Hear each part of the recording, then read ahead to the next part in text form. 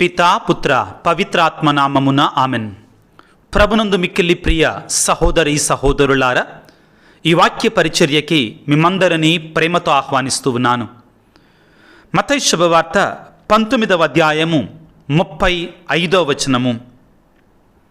కనుక ఈ విధముగా మీలో ఒక్కొక్కడు తన సోదరుని హృదయపూర్వకముగా క్షమింపని ఎడల పరలోకమందల నా తండ్రియు మీ ఎడల అట్లే ప్రవర్తించును. క్రీస్తునాథుని యందు మిక్కిలి ప్రియులగు సహోదరి సహోదరులారా, పాస్కా యుద్ధ కాలములో శ్రమల కాలములో మనందరము కూడా ఉన్నాం. ఈ శ్రమల కాలములో మనం చేయవలసినటువంటి ప్రధానమైనటువంటి కార్యాలలో ఒకటి ఏమిటి అంటే, మనకి ఎవరి మీదైనా ద్వేషం ఉన్నా, మన మీద ఎవరికైనా ద్వేషం ఉందని తెలిసిన వారి వద్దకు వెళ్ళి మనం సఖ్యత చెందాలి, సఖ్యపడాలి, మన్నించుకోవాలి, క్షమించుకోవాలి. అయితే ప్రియులారా, క్షమించటం మన్నించటం అనే విషయాల దగ్గరికి వచ్చినప్పుడు అది అంత సులువైనటువంటి పని కాదు, చాలా కష్టసాధ్యమైనటువంటిది. మనిషిలో ఉన్న అహం, ఈగో అంటారు ఇంగ్లీష్లో. ఆ అహం అనేటువంటిది మనల్ని ఒక వ్యక్తిని క్షమించటానికి కానీ, ఒక వ్యక్తి నుండి క్షమాపణ అడగటానికి కానీ అది పెద్ద అడ్డంకిగా మారిపోతుంది. నేను నా గొప్ప అనేటు భావం ప్రియులారా. కానీ ప్రియ దేవుని బిడ్డలారా, ఈ శ్రమల కాలం మనకేమైనా నేర్పిస్తుంది అంటే, మనము క్షమించకపోతే, ఒక వ్యక్తిని మనము క్షమించడానికి సిద్ధముగా లేకపోతే మనమే నష్టపోయినటువంటి వారం అవుతాం, కోల్పోయినటువంటి వారం అవుతాం ప్రియులారా. నెల్సన్ మండేలా ఆఫ్రికా జాతి వజ్రం, ఆయన ఆఫ్రికా జాతి వజ్రం ప్రియులారా. ఆ రోజుల్లో ఈ నల్ల జాతీయులకి స్వేచ్ఛ స్వతంత్రాలు ఉండేవి కావు. వారిని బానిసలుగా ఒక సంతలో జంతువులను అమ్మినట్లుగా అమ్మేవారు. వారికి ఓటు హక్కు ఉండేది కాదు. వారు నాయకులను ఎన్నుకోవటానికి వారికి స్వతంత్రం ఉండేది కాదు. ఆ కాలంలో ఈ నెల్సన్ మండేలా గారు ప్రియులారా, ఈ నల్ల జాతీయుల స్వేచ్ఛ స్వతంత్రం కోసం, వారి ఓటు హక్కు కోసం, ఎలక్షన్స్లో వారు పాల్గొనే అర్హత కోసం ఎంతగానో పాటుపడ్డారు. ఒక సామాన్యమైన పేద కుటుంబంలో జన్మించినటువంటి ఆయన మంచిగా చదువుకొని ఒక లాయర్గా ఆ ప్రజల యొక్క అభ్యున్నతి కొరకై పాటుపడటం ప్రారంభించారు. అయితే ఆయనని తెల్ల జాతి వాళ్ళు బంధించి చెరసాలలో వేశారు. 27 సంవత్సరాల పాటు ఆయనని చెరసాలలోనే ఉంచారు. వారు నెల్సన్ మండేలా గారు ఈ చెరసాలలో ఉన్నప్పుడు భయంకరమైన చిత్రహింసలకి లోనయ్యబడ్డారు. ఆ జైలు అధికారులు ఆయనని పెట్టరానటువంటి కష్టాల పాలు చేశారు. చెయ్యనటువంటి అవమాన కార్యాలు ఆయన మీద చేశారు పిల్లారా. అయితే చివరికి 1994వ సంవత్సరంలో నల్ల జాతీయులకు కూడా స్వతంత్రం వచ్చింది. వీరి పోరాటం కారణంగా చివరికి నెల్సన్ మండేలా గారే ఆ యొక్క దేశ అధినేతగా, నాయకుడిగా ఎన్నిక చేయబడ్డాడు. ఇంకేముంది, నెల్సన్ మండేలా గారు చుట్టూ ఉన్నటువంటి కొంతమంది ఏమన్నారంటే, మిమ్మల్ని ఎవరైతే జైలులో ఉన్నప్పుడు మిమ్మల్ని హింసించారో వాళ్ళందరినీ కూడా ఇప్పుడు వారి మీద పగ తీర్చుకోనండి, వారికి శిక్ష విధించండి అని సలహాలు ఇచ్చారు. కానీ ప్రియులారా, నెల్సన్ మండేలా గారు ఏం చేశారో తెలుసా? ఆయన యొక్క ఈ పట్టాభిషేకానికి ప్రెసిడెంట్గా ఎన్నికైన తర్వాత అధికార స్వీకరణ సమయానికి తనను హింసించినటువంటి జైలు అధికారులను అందరినీ కూడా పిలిపించి వారికి కూడా సముచితమైన స్థానాన్నిచ్చి వారిని కూడా సరి అయినటి స్థితిలో కూర్చోబెట్టి తన యొక్క ఆ మహోత్సవంలో పాల్గొనటానికి వాళ్ళకు కూడా ఆహ్వాన పత్రికలు పంపించారు. ఆ సమయంలో కొంతమంది ఆయనను అడిగారు, ఇదేంటండి, మిమ్మల్ని భయంకరంగా హింసించి దారుణంగా అవమానాలు పాలు చేసినటువంటి వారిని మీ ప్రక్కన కూర్చోబెట్టుకుంటారేంటండి, ఇదేం విచిత్రం అండి, ఇది మంచిది కాదండి అన్నప్పుడు ఆ నెల్సన్ మండేలా గారు చెప్పినట్టు మాటని మనందరం కూడా పిల్లారా గుర్తుపెట్టుకోవాలి ఎల్లప్పుడూ కూడా. ఆయన ఏమన్నాడంటే, ఇదిగో నేను నా జీవితంలో 27 సంవత్సరాల పాటు మాత్రమే జైలులో మ్రగ్గాను. దాని ద్వారా నేను చాలా నేర్చుకున్నాను. కానీ నేను ఒకవేళ నన్ను హింసించినటువంటి వారిని, నన్ను అవమానాల పాలు చేసినటువంటి వారిని మన్నించకపోతే, క్షమించకపోతే నేను కోపము, పగ అనేటి జైలులో నా జీవితాంతం రగ్గాల్చి వస్తుంది. నేను క్షమించకపోతే, నేను మన్నించకపోతే, ఇంకా కోపముతోటే, ద్వేషముతోటే ఉంటే, ఆ పగ, ఆ ద్వేషము, ఆ మన్నింపులైనటువంటి హృదయం అనేటువంటి ఆ హృదయములో నేను మరణించే వరకు నా జీవితాంతం కూడా ఆ జైలు గదిలో, ఆ పగ అనేటువంటి జైలులో మ్రగ్గాల్సి ఉంటుంది అని చెప్పి నేను వారందరినీ కూడా పరిపూర్ణంగా క్షమిస్తున్నాను అని చెప్పాడు. క్రీస్తునందు ప్రియులకు దేవుని బిడ్డలారా, మన్నించనటువంటి వాడు, క్షమించనటువంటి వాడు, అడగనటువంటి వాడు, ప్రియులారా, మన్నించమని అడగనటువంటి వాడు అంటండి జీవితాంతము కూడా పగ, ద్వేషము అనే జైలు గోడల మధ్యలో బ్రతుకుతాడంట. తన జీవితాన్నే క్షమాపణ ఇవ్వలేకపోతే తన జీవితాన్నే నరకప్రాయం చేసుకుంటాడట. ప్రియమైన దేవుని బిడ్డ, ఈ తపస్సు కాలములో, ఈ క్రీస్తు శ్రమల కాలములో, క్రీస్తు శ్రమను ధ్యానించేటువంటి ఈ కాలములో నీవు కూడా ఒకవేళ ఇటువంటి జైలు గోడల మధ్యలో బ్రతుకుతున్నట్లయితే, పగ అనేటువంటి, ద్వేషం అనేటువంటి జైలు గోడల మధ్య నిన్ను నీవు బంధించుకొని ఉన్నట్లయితే, ఈ రోజున ఆ జైలు గోడలను బద్దలు కొట్టుకొని బయటికి రా. బద్దలు కొట్టుకొని బయటికి రా. బయటికి వచ్చి క్షమాపణ అడుగు. క్షమించు నిన్నెవరైతే ద్వేషించారో. లేకుంటే శాంతి ఉండదు, సమాధానం ఉండదు. అశాంతి అనేటు గోడల మధ్యలో మనం బ్రతుకుతాం ప్రియులారా. క్రీస్తు భగవానుడే స్వయముగా ఆ యొక్క శిలువ మీద వేలాడుతూ ఉండగా ప్రియులారా పలికిన మాట, తండ్రి వీరేమి చేయుచున్నారో వీరెరుగరు, వీరిని క్షమించండి. ఎవరిని ఆయన క్షమించేది ప్రియులారా? ఆయన బంధించి చిత్రవదకు గురి చేసి, తన ముఖం మీద ఉమ్మివేసి, తన తలకి ముళ్ళ కిరీటాన్ని పెట్టి, తన యొక్క చేతుల్లో చీలలు నాటి, తన ఒంటి మీద వస్త్రాలను పీకి వేసినటువంటి వారిని క్షమిస్తున్నాడు. యేసుప్రభు పొందినటువంటి అవమానాల కంటే, యేసుప్రభు పొందినటువంటి హేళన కంటే, బాధల కంటే నీ బాధ, నా బాధ ఎక్కువ. నిజమే, అంత సులువేం కాదు ప్రియులారా. కానీ నీ దేవుడు, నా దేవుడు అయినటువంటి యేసయ్య ఆ సిలువలో వేలాడుతూ నిన్ను నన్ను మన్నించి, నిన్ను నన్ను క్షమించి, మన పాపాలను మన్నించి మనల్ని కూడా క్షమించమంటున్నాడు. క్షమించకపోతే ఏమవుతుందండి? క్షమించకపోతే ఏమవుతుంది? ప్రభువు చాలా స్పష్టంగా పలుకుతున్నాడు.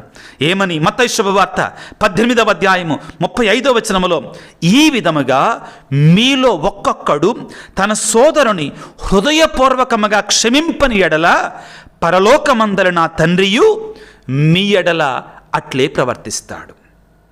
నీవు క్షమించకపోతే ఇతరులని నువ్వు కూడా క్షమాపణ పొందుకోలేవు దేవుని వద్ద నుండి. చాలా స్పష్టమైన పదజాలముతో క్రీస్తు ప్రభు మనకి ఈ రోజున తెలియజేస్తూ ఉన్నాడు. ప్రభు అంటాడు కదా, మీరు ఏ కొలతతో కొలుతురో అదే కొలతతో మీకును కొలవబడును. నేను క్షమించను అని విర్రవీగి గర్వముతో ఉన్నావనుకో, దేవుడేమంటాడు? నేను కూడా క్షమించను అంటాడు నన్ను కూడా.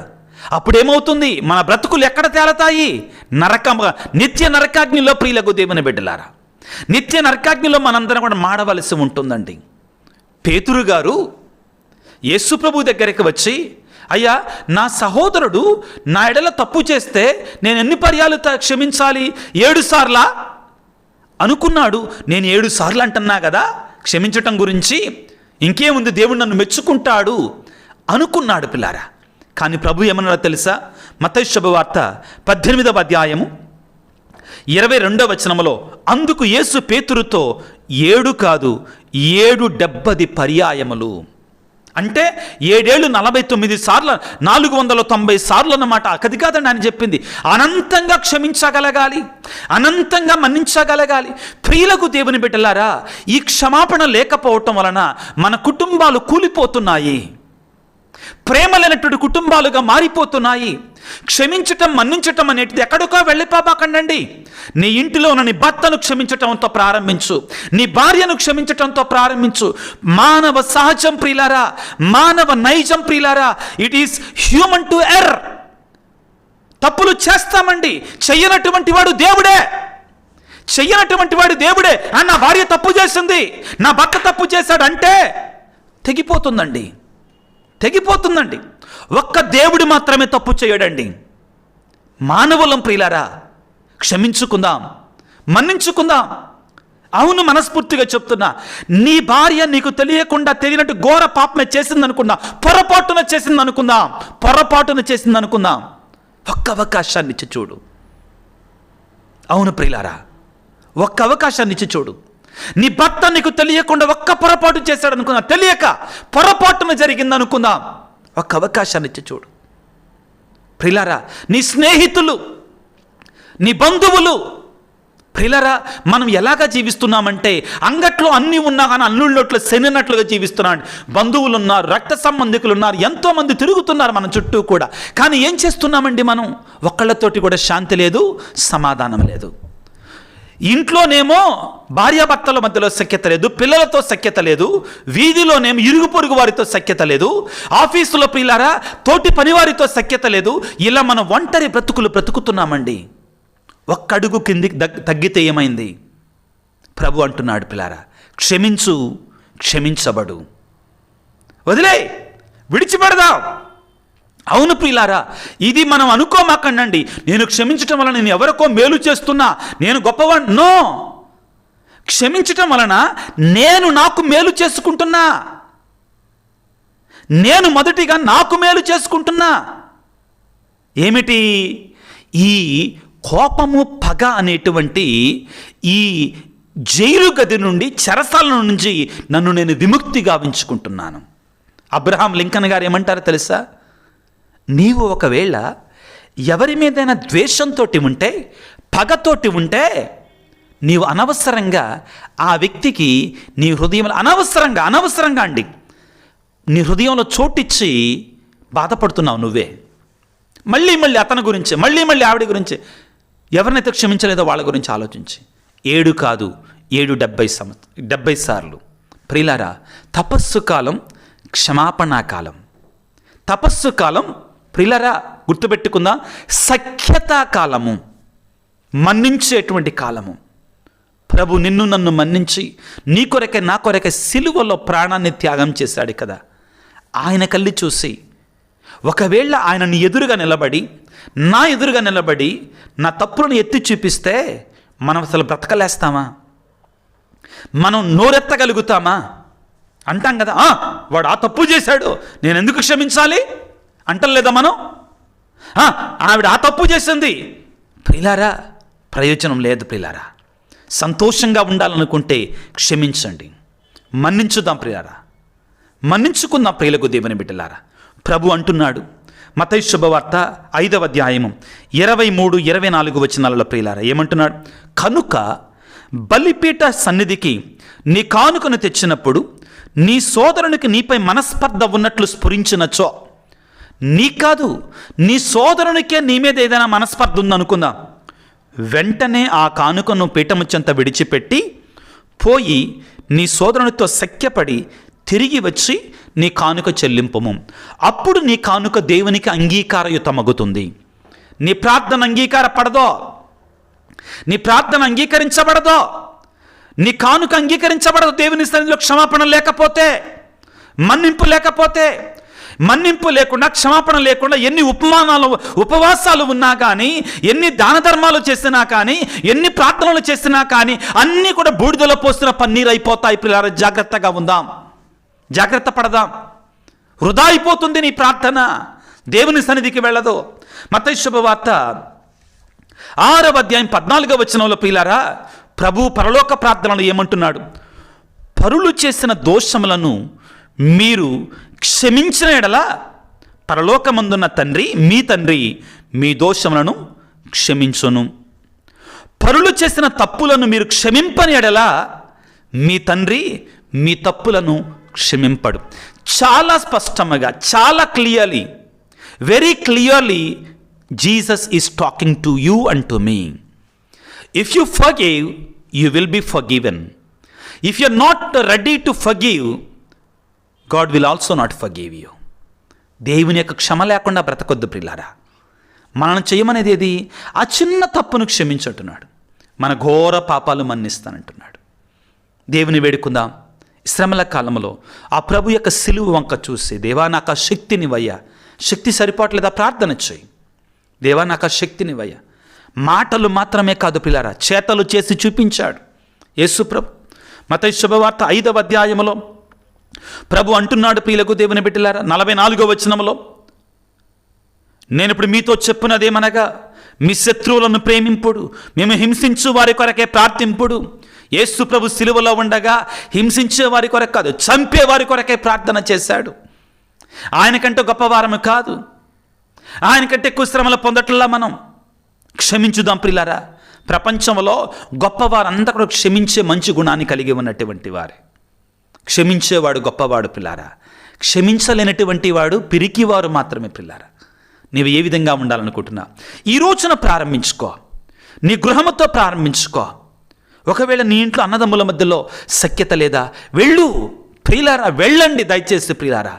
క్షమాపణ వేడుకుందాం, మన్నింపు వేడుకుందాం, సంతోషంగా బ్రతుకుతాం.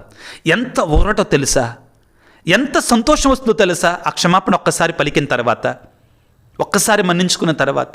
అనుకో మాకు అతను ఏమంటాడు, నీ ధర్మాలు నువ్వు చేయి.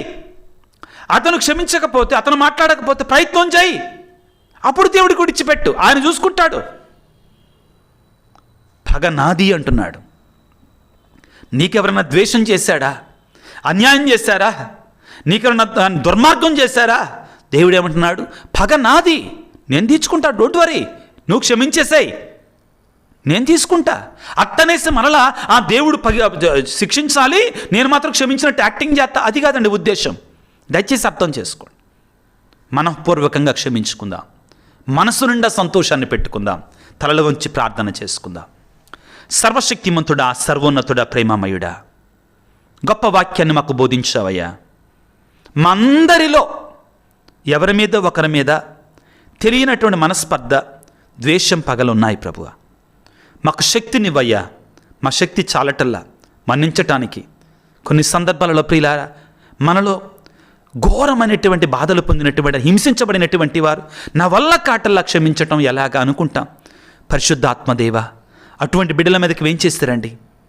నా భర్త నాకు ద్రోహం చేశాడు, నా భార్య నాకు ద్రోహం చేసింది, ఈ ఒక్క అవకాశం ఇద్దాం, క్షమించుదాం, ప్రేమించుదాం ప్రియులకు దేవుని బిడ్డలారా.